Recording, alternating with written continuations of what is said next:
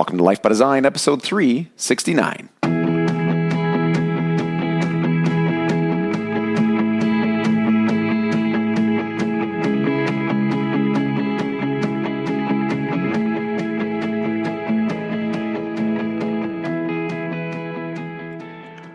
Welcome to Life by Design. I'm your host, Dr. Jamie Richards, and I'm joined today by my colleague, Dr. Horatio Jug.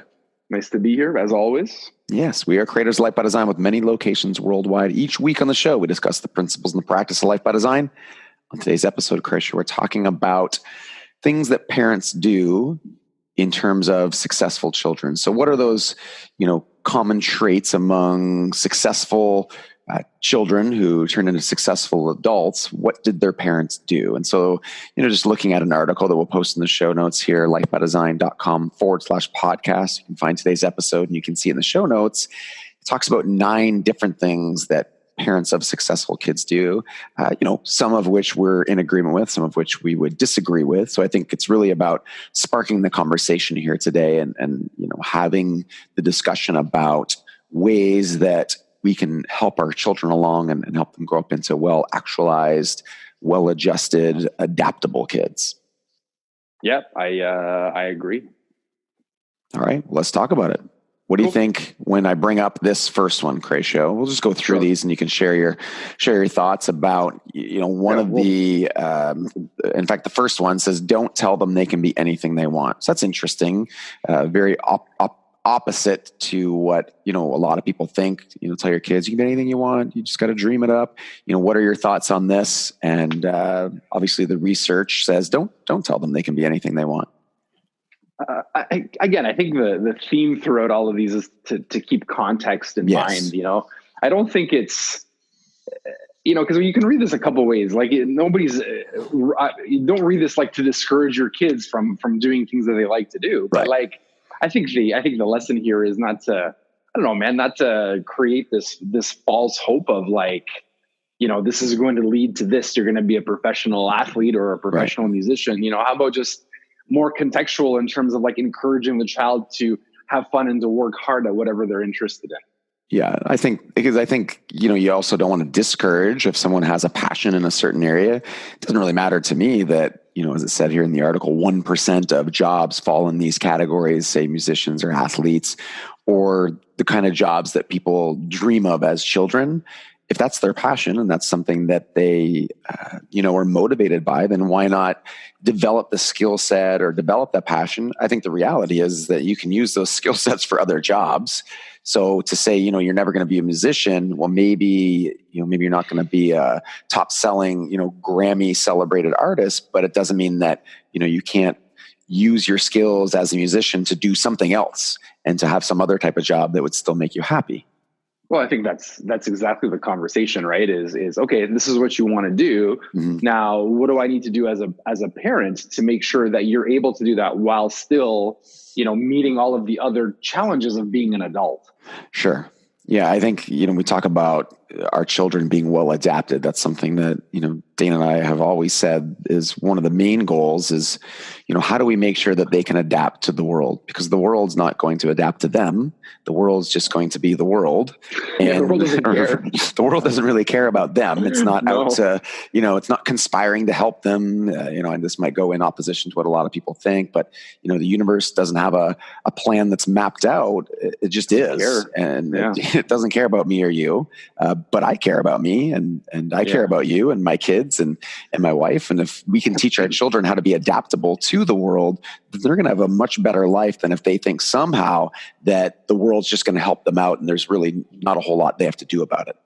Well, I totally agree. And there's also, I think, important to this conversation is the idea of process versus goal, right? Nothing is stopping me right now. I'm a decent guitar player. I can sing okay. I can create and make music, right? If the goal is to make and create music, I can do that right now. Right. If the goal is to become Bruce Springsteen, that's a little bit unrealistic because I don't have the same environment, the same things, but I think that's where we need to be realistic, right? Okay, you want to be a hockey player. Well, nothing's stopping you from playing hockey. You live in Canada. You can play hockey till you're 70 years old. Nothing's preventing this. Going to the NHL might be a different story, right? So if the process, you just love playing hockey, you can do that. I'm all for it. if it's to go to the NHL, then we need to have a different conversation. Right. The second trait here, or I guess activity that parents do with successful children, is eat dinner as a family, which, interesting, we never did in my house. And of course, maybe we did some other things that helped me out here along the way, but eating dinner is not something we did. We were always a very busy family. We played a lot of sports. We had hockey, we had football. And so a lot of times it was just kind of fend for yourself. When we were younger, we did. So maybe it applies to maybe in younger children, but it's citing a study here out of Harvard that says families that eat dinner roughly 5 days a week exhibit lower levels of substance abuse, teen pregnancy, obesity, and depression, have higher grade point averages, better vocabularies, and higher self-esteem. We ate, this is probably not what people want to hear, but we ate dinner in front of our TVs in separate rooms. Now, we don't do that in our house now. We have dinner together, but I guess there's always an outlier to the situation. Yeah, it's tough. I mean, I look at our schedule. I'm in practice, until 6:30, the last appointment. By the time I wrap everything up, I don't get home sometimes till 7:15, 20 after 7. The kids have already eaten, Right. So it's a challenge. It's a challenge based on work. Now that Rochelle's going to come back to school, and I can see it, when extracurricular activities start up. Mm-hmm. I think, and again, I'm not discouraging that. I would love to eat dinner as a family. Yep. I think the important thing is just to spend time together as a family. Yeah, I think that probably is as important as eating dinner, is just the time that people are spending together in a focused way.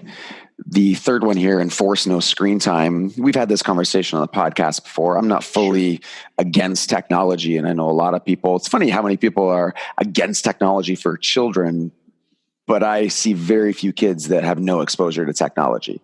So I hear people talking about kids not having access to technology, but I see very few parents who probably even say that, who are stopping or limiting their children from having access to technology.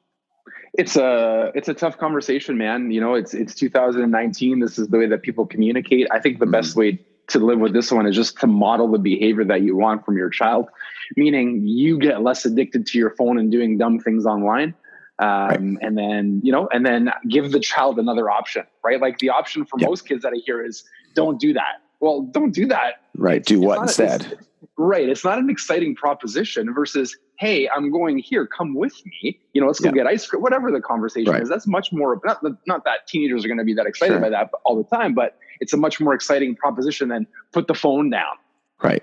Well, and there's lots of ways to leverage technology. I know for us, they have tablets, but honestly, the kids think they're broken. Nice. Dana just told them that their tablets are broken. So anytime they went, sorry, we've got to get those fixed. And so I think it's actually a great strategy, and they just stopped asking for it. For us, we do a lot of Alexa. So there's a lot of, right now the kids are really into The Greatest Showman. Have you watched it? I've heard of it. I have not watched it. Really good. Yeah, the music is fantastic. And so the kids are super into that. So every night it's dance party, The Greatest Showman, awesome. Bopping around to that kind of stuff. And so, I mean, there's tons of benefits to using technology. And as you said, it's the context. And I think it's also, you nailed it. It's the parents putting their phone down. It's the parents modeling the behavior that they want for their kids. You say, get off the phone, you're addicted. And it's like, to ask a parent to get off the phone, it's the exact same behavior. So the kids are really just doing the same thing. Yep. Totally agree. Number 4, this was interesting. Harvard Business School found that when moms work outside the home, their daughters are more likely to be employed themselves, hold supervisory roles, and make more money than peers whose mothers did not have careers. Now, it's interesting because, we're looking at some of the traits of success, and they're talking about being employed themselves, being supervisors, making more money as the criteria. I think there's probably a lot more criteria that should be measured in terms of, is this good? Is this not good? But I think as a general principle, it's not whether, mom works outside the home or not. It's again, more modeling the behavior. Do the children see the mom, working hard? Do they see the mom having goals? Do they see the mom, working towards whatever it is that's set out, whether it's, working in another business or just working on whatever things they have to do for, their home life and projects that revolve around that. Yeah, I mean, I have firsthand experience with this growing up. My mom injured herself when I was really, really young and never went back to work. But I mean, she's an extremely hard worker. She's very efficient. She ran a tight house. It makes perfect sense to me. I don't think there's plenty of unhappy, wealthy people. Well, exactly. Right. Well, I mean, when you look at the world, everyone that lives in our country is wealthy compared to the rest of the world. And we're not high on that. We don't score any higher on the happiness scale. So I think we need to mind our standards, and exactly what you said about just watching people, do work and be productive and happy while they do it. Well, because there's, tons of moms, let's say, and dads who go to work and don't model good behavior at work. So just because they go to work doesn't mean that they're good workers or that they're, dedicated or that they're productive. So I don't think the fact that you walked out the door and went to a job is as important as the behavior that you're modeling. Well, I mean, just look at the cultural opinions of work. Oh God, I hate. Thank God it's Friday. Anything except for working and jobs to most people are a means to the end, and they really live from Friday to Sunday, right? Where what I'm advocating is you just live every day and you're happy with what's happening right now. Sure. Yeah. And if you're not happy, then do something different get yourself on a different path anyway. And number 5 is make them work. This I totally agree with, whether it's chores or, being involved. And obviously it's got to be, mapped out for the age and their abilities, but I don't think there's any problem with having the kids, put their plates in the sink or put something in the garbage or put their clothes in the laundry or help clean up. I think those are all very valuable. I know for me, this was an area that we did have in our house. I did chores on Saturdays. We probably took us an hour before we were allowed to go and, go to the library or go get a donut or, whatever we did as kind of our reward for that. But there was always chores for us to do. And, it taught us some of those attributes early, which was if I want something, then there's something I'm probably going to have to do in order to get it. Yeah, well, that's how reality works. I think the other side of this conversation is always, making the kids work. It's almost like, welcome to the hell that I'm involved in. Right. Welcome to work versus like teaching them the reality of life, that nothing is given in life. You have to create value to exchange for what you want. And it would be really fun if creating that value is what actually brought you the biggest joy. Yes, exactly. If you can, buy into the process of work and actually enjoy it and feel good about exchanging value versus, kind of living through the lens of most people, which is, work. Oh, it's Monday. What's Garfield say? Monday. What was that from? I think it was from Neighbors. Remember? That's the best scene in the movie. I hate Mondays. I like lasagna. I'm dying. Number 6 is delay gratification.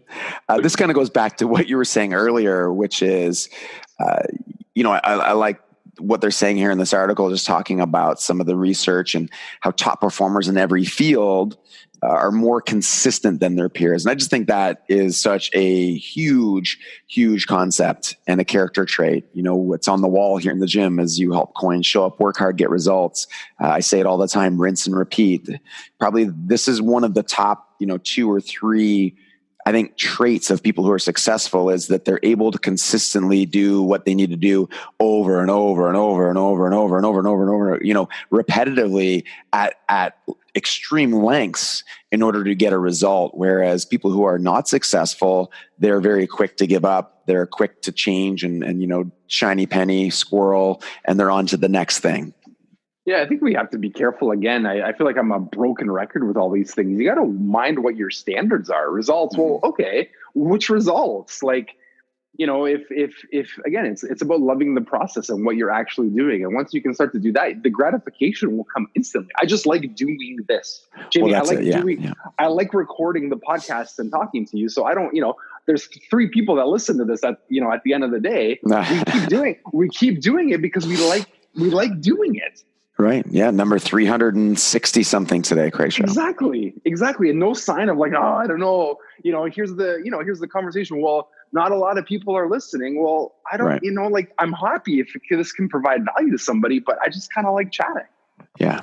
And the one we'll end on, I think this is important. It goes back to the concept of developing adaptability is just letting them fail. And, I've always felt this personally, that this is important, that obviously if they're in a safe place, they shouldn't be at risk in any shape or form, and no harm physically should come to them or extreme, mental distress. But it's important that the child is able to struggle, and that we communicate that, we believe they are capable.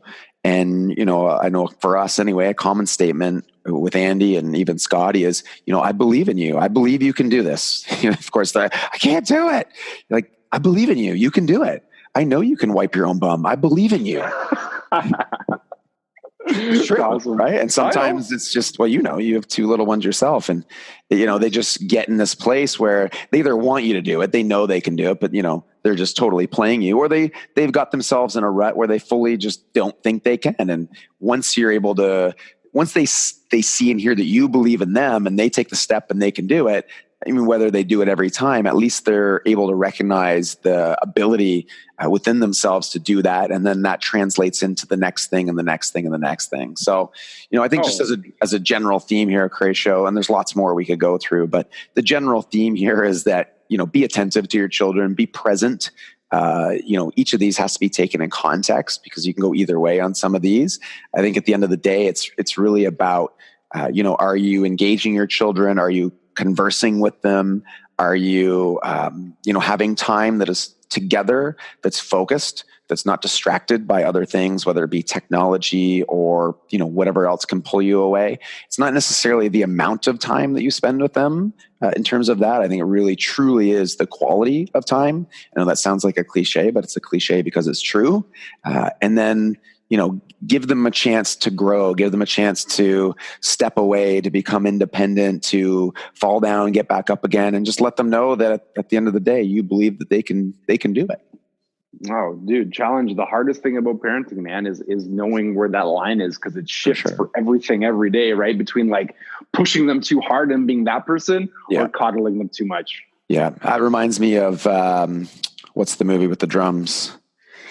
Whiplash. That's an awesome movie, Whiplash. Yeah, I mean, that's kind of the idea there, not with children, but with adults. But yeah, just that line of, where is that line where you push somebody to become great, and what is required to get somebody to that point versus, where you're actually affecting them in a negative way, mentally and emotionally, and based on this movie, maybe even physically. Oh, how awesome. How happy are you for him at the end, though? Oh, yeah, exactly. But that great movie brings up a lot into question. And I think, for today, we've given a nice synopsis for what people can do with their kids. And if you want to read the article yourself, guys, just go to the show notes, www.lifebydesign.com/podcast. And Croatio, I'll see you tomorrow. Yes. And as always, guys, join the drive to 1 million families worldwide living life by design.